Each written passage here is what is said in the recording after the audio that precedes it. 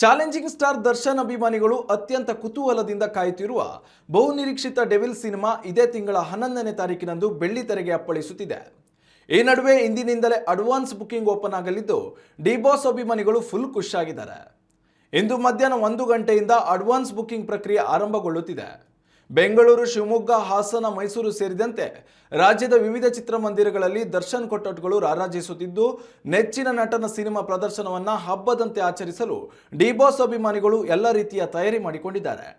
Devil ಸಿನಿಮಾದ trailer ಬಿಡುಗಡೆಯಾದ ಕೇವಲ ಅರ್ಧ ಗಂಟೆಯಲ್ಲಿ 3 ಲಕ್ಷ ಮಂದಿ ವೀಕ್ಷಿಸುವ ಮೂಲಕ ದಾಖಲೆಯನ್ನು ನಿರ್ಮಿಸುತ್ತಿದೆ.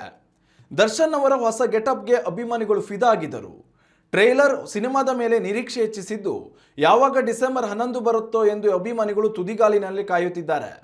ಸೂರ್ಯಂಗೆ ಹೆಚ್ಚು ಹೊತ್ತು ಗ್ರಹಣ ಹಿಡಿಯಲ್ಲ, ನಾನು ಬರ್ತಿದ್ದೀನಿ ಎಂದು ನಟ ದರ್ಶನ್ ಡೈಲಾಗ್ ಹೊಡೆದಿದ್ದಾರೆ. ನಿಜ ಜೀವನದಲ್ಲಿಯೂ ರೇಣುಕಾಸ್ವಾಮಿ ಕೊಲೆ ಪ್ರಕರಣದಿಂದಾಗಿ ನಟ ದರ್ಶನ್ ಜೀವನಕ್ಕೂ ಗ್ರಹಣ ಹಿಡಿದಂತಾಗಿದೆ. ತಮ್ಮದೇ ಸಿನಿಮಾ ರಿಲೀಸ್ನ ಖುಷಿಯನ್ನು ಅನುಭವಿಸುವ ಅವಕಾಶ ದರ್ಶನ್ಗೆ ಸಿಗದಂತಾಗಿದೆ. ನೆಚ್ಚಿನ ನಟ ಜೈಲಿನಲ್ಲಿರುವ ಈ ಸಂದರ್ಭದಲ್ಲಿ ಅವರ ಸಿನಿಮಾಗೆ ಭರ್ಜರಿ ಯಶಸ್ಸು ದೊರಕಿಸಬೇಕೆಂದು ಡಿ ಬಾಸ್ ಅಭಿಮಾನಿಗಳು ಪಣ ತೊಟ್ಟಿದ್ದಾರೆ.